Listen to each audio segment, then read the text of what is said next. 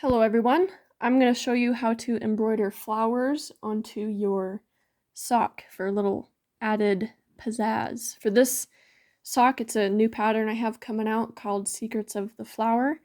It's just a nice cable pattern with 3 flowers on the front and 3 flowers on the back. There's 2 large flowers on either side and a smaller flower in the middle. So I've already embroidered the flowers on the back here and the first one on the front, and I thought I would stop and show you how to embroider them. I'm going to start with the large flower on the left. You'll see I have stitch markers placed in here. These were placed during knitting. You can always adjust them how you like, but I thought this was a good starting point. I'm actually going to move this one down a stitch. I think it's a little high up. So it's just a starting point, but you can always adjust them. Now for the petals, there's 5 petals, and you can just start embroidering and eyeball where you want them, but I like to use stitch markers. That way it's just makes it a little easier for me. So I'm going to start for the big flowers on the yellow, the main color, I'm going to do first. So I'm going to count up 1, 2, 3, 4, 5 stitches, place a marker there. I'm going to do the 2 bottom ones, 1, 2, 3, 4, 5, and I'm going to go over 1, 2, 3 and a half-ish, and same on the other side, 1, 2, 3 and a half-ish. And then for the last 2, I'm going to go up 1 and over, also 3.5. And same on the other side. So I'm going to take a look here. And I think that's a pretty good starting point. So you want to cut your main color first, and you'll want about 18 inches of yarn and thread it through on a tapestry needle. And the first thing we're going to do is we're going to bring the needle through the center of the flower from the back. So since I'm working on a cardboard sock blocker, I'm just going to insert my yarn up here and then poke it through where this stitch marker is. And once your needle is through the stitch where your markers are, you can just go ahead and remove them because you won't need them anymore. So pull this through, making sure to leave a tail to weave in later. And now we can start doing our first petal. So you want to work in one direction and make sure that you're not twisting any of your threads, which I'll show you what I mean by that. So the first thing, I'm just going to hold my yarn to my side here, reinsert your needle into the center of the flower and poke it through where one of your stitch markers are. I'm going to remove it first because it makes it a little easier, like that. So, what I mean by twisting your yarn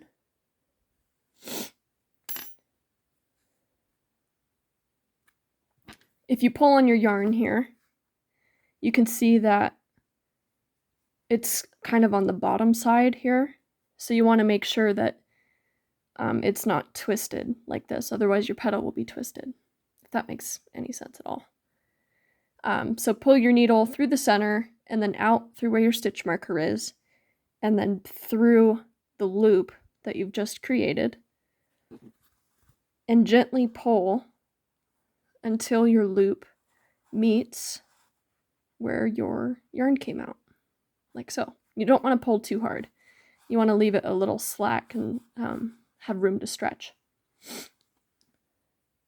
To finish this petal, we're going to reinsert our fabric, not in the same place where our yarn came out of, but in the leg next to it. Otherwise, if you reinsert it into the same hole, you'll see here how this petal is kind of hiding in the fabric now. Same with this one here, as opposed to you can see the whole petal. So we're not going to insert it where the yarn came out, but in the leg next to it. And out the center of the flower again.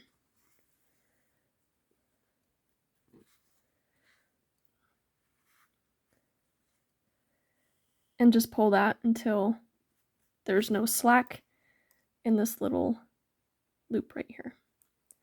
And you're just going to repeat that over and over for all 5 of your flower petals. So hold your yarn to the side, insert your needle through the center of the flower and out where your stitch marker was. Pull your yarn through the loop that you've created and pull it fairly snug. And then reinsert it into your fabric, not into the same hole, but in just, a leg nearby. It doesn't have to be sideways or down below, like I'm doing it a little bit diagonal here. And then out through the center of the flower again.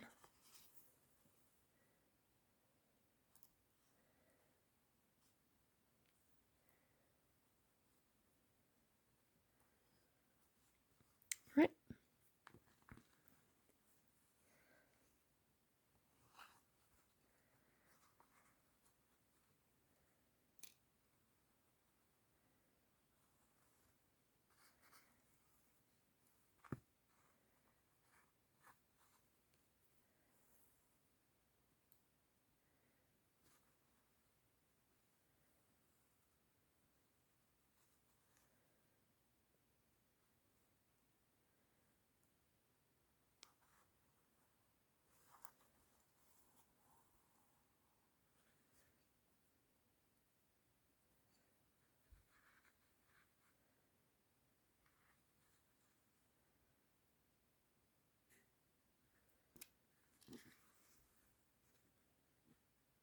So like here, if it's hard to tell if your loop is twisted or not, I'm just going to put my needle through this.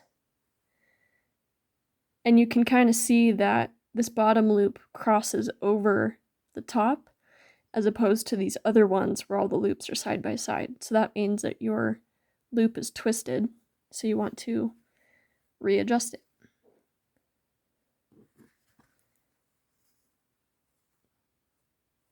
And now it's not twisted.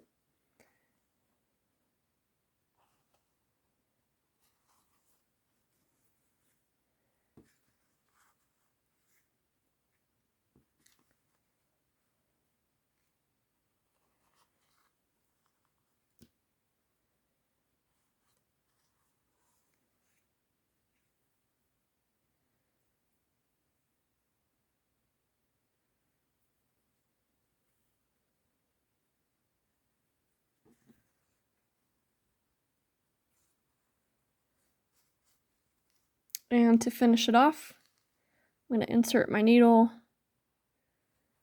not in the same hole the yarn came out of, but the one just above it, and just out where my other tail is.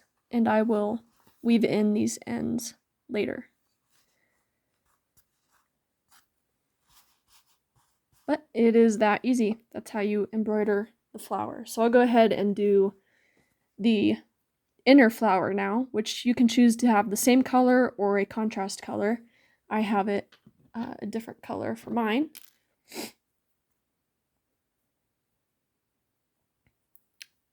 We're going to start the same way. I'm just going to insert my needle off to the side and then through the center of the flower,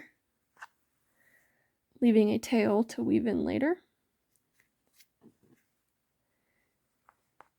Now when you do the smaller flower with your contrast color, you don't want the petals to be the same length. So a good way to do this is to just go diagonally in between 2 of your petals and then not all the way out. Kind of imagine a line that goes from the top of each petal and just insert your needle somewhere below that line. Whoops, I'm doing this backwards. Through the center of the flower. And then somewhere, you know, remember that imaginary line, somewhere below that line,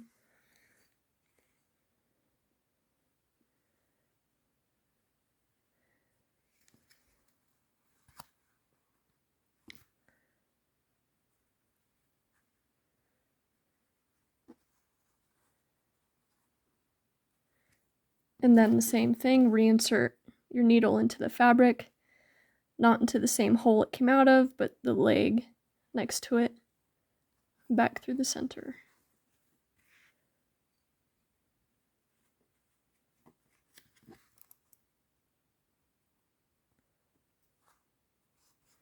And repeat that all the way around.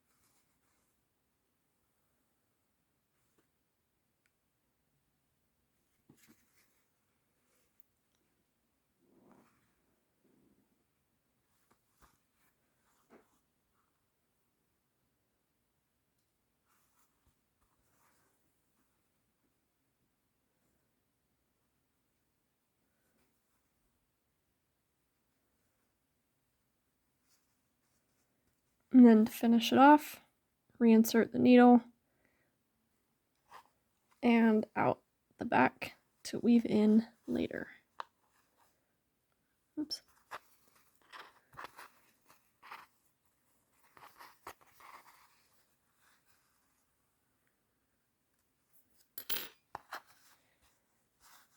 And that is how you can embroider your flowers onto your socks. And then just follow the same method for your smaller flower here, which will just take the contrast color. And then instead of going up 5 stitches, I like to just go up about 3 stitches all the way around. And use the same method to create your small flower in the center.